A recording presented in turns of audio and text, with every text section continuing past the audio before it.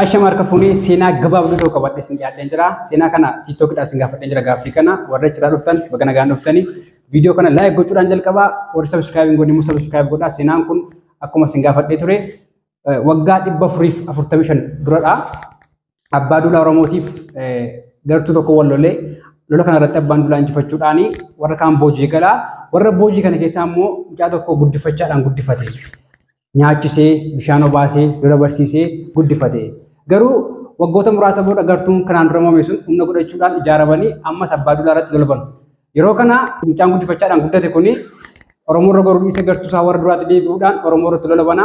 Akkasumas gartuu warra kaan injifachuudhaan mootii Itoophiyaa ta'e. Mootiin kun eenyudha? Ayyeegaa seenaa kanaan wal qabsiisuudhaan oliin guutamaa karaa toora TikTok isaatii viidiyoo gabaabduu tokko naan dura hojjetee ture.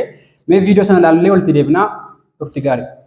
Aadaa Oromoo keessatti guddifachaan bara meeqa kaasee akka jiru beektu jaarraa fuuldura yookiin immoo waggaa 400 walakkaa durayyuu jira ture. Seenaa kana beektu laata bara 1570 Atsee Fasiladasii fi Abbaa Gadaa Oromoonii lola gaggeessanii turan. Lolli kun kan gaggeeffame naannoo Amaaraa Goojjam keessatti yommuu ta'u yeroo sana Atsee Fasiladas yookiin immoo Lu'uul Fasiladas isa jedhamuu fi Abbaa Duulaa Oromoo yookiin Gadaa Sistamii yeroo sana ture jubba lola yeroo sana Goojjam keessatti gaggeeffame irratti Atsee Fasiladas yookiin Lu'uul Fasiladas warri jedhaman du'anii mucaan isaanii Susooniyoos afa. Eegaan aadaa lolaa keessatti akkuma beekamu namni lola sana mo'aa jiru yookiin booji'aa jiru booji'amtoota isaa sana ajjeesuu hin danda'a. Garuu Abbaan Gadaa yookiin Abbaan Duulaa Oromoo kun akkas godhe.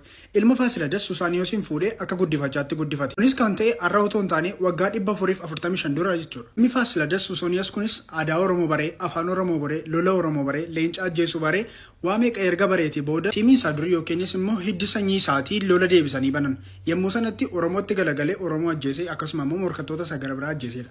Kan inni mootii biyya Itoophiyaa ta'e jechuudha. Seenaa Susaaniyoos kana Wikipedia yookiin immoo weebsaayitii adda addaa irraa argachuu dandeessu. Weebsaayitii tokko irraatti kan argadde akkuma asirratti argitan. Susaaniyoos I was raised by a Borana clan through guddifachaa or adoption jedha. Egaan guddifachaan waggaa 445 irraa yookiin jaarraa fuuldurayyuu wanta jiru turedha.